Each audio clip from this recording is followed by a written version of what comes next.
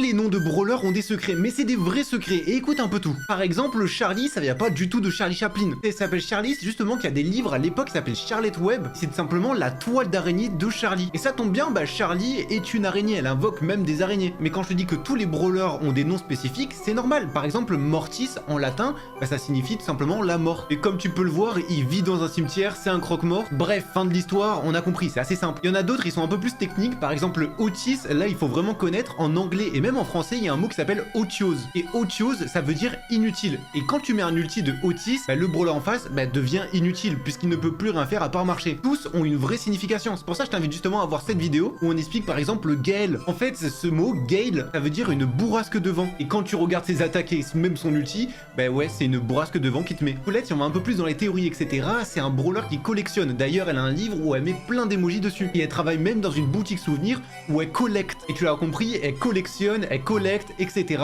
D'où son nom Colette.